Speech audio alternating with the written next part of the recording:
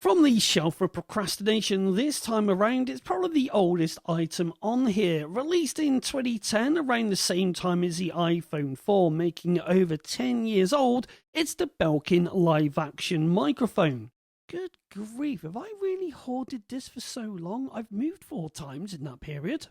On its initial release, you could pick one of these up for about £45 or $55, making it slap bang on the price of those fancy Rode microphones of today. Now, you could call me Mr. Cynical when it comes to some Belkin products, as some of their lines do reek of being, well, let's face it, averagely made and relying on the Belkin brand name to sell for outrageous prices. For example, when on this page you see an advert for the Innovation of the Year and it's a car cup mount, you really do have to wonder. Right, let's get on with the unboxing, shall we? Yes, I admit it's a little bit dusty, but that is the shelf for procrastination for you. Why is there a woman singing into a dodgy microphone looking away from the camera, but with the live action microphone pointed in such a direction that no way is it going to pick up anything that she's saying? I'm a bit confused about the message here. What is it saying? Spy on your favourite karaoke singer? I mean, if that's the case, why would you bother with a microphone like this? Because despite karaoke singers having a microphone in their hand, a device designed to amplify their voice, they all seem to think that screaming down the thing makes your voice sound better. Oh, I don't miss weekends listening to that nonsense, I'll tell you that much.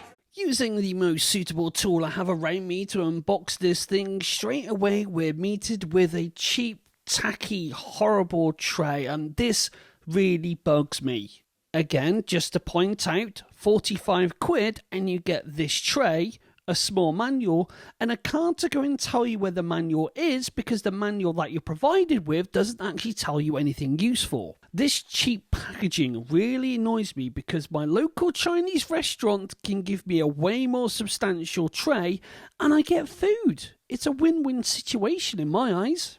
But at least Belkin have decided to grace us with a battery. Fondling the Belkin live action microphone, it feels really light and really hollow. Now, I'm not saying that the weight of a microphone will dictate how good the sound is, but it automatically just feels echoey. There's no substance to it. It doesn't feel like, oh, never mind the casing, it's got a premium feel to it, because it just doesn't. To test the audio, I'm going to be using the Belkin live-action microphone on my iPad Pro, as it's the only device that I've got which has a built-in audio jack. I'm then going to compare it using the internal microphone of my iPhone 10, and whilst I realise this is obviously newer than the 4 or the 5, if memory serves, the iPhone 4 and 5 didn't have a bad microphone back in the day. And finally, I'm going to be doing some audio recording using the Canon M50 internal microphone, so we have a good spread of devices to test it against. To give a point of reference of sound quality, I'm recording this on my Shure SM57, kindly donated to me by my podcasting co-host.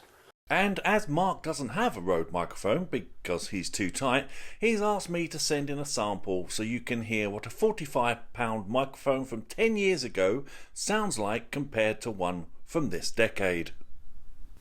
You join me outside for the first audio test in a standard vlogger format, which means I've got all of the recording devices about an arm's length away from me on a beautiful, beautiful sunny day. Now, I'm outside on this first one because when I did some recording indoors, I noticed just how echoey it was, and I'm trying to do a bit more video outside, which is why you're seeing video of me doing some random cycling stuff in pictures of beaches, because I'm not going to put my face on camera right now because the only way I can describe my haircut is sort of like a homeless Noel Edmonds. It is beautiful out here, by the way.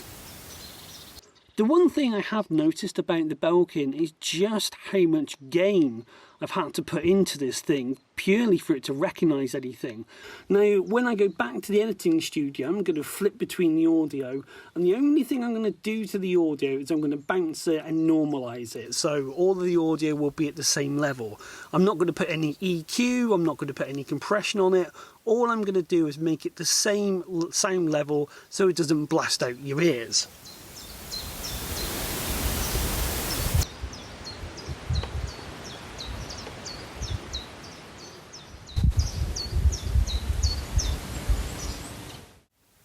Right, we've moved indoors now into my front room, and I haven't quite realised until I started doing this video, which is surprising considering my first unboxing video of Flavorly Beer, just how echoey this room is.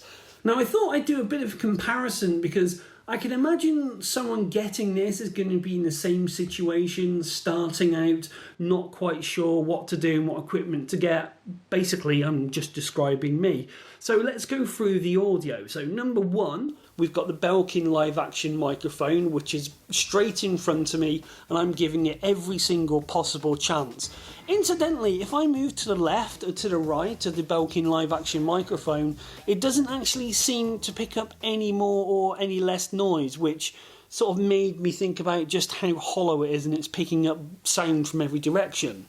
Next up, we've got the fabled iPhone 10, and just as a side note, I actually did my first ever podcast using nothing more than my iPhone 10 and a set of Apple headphones.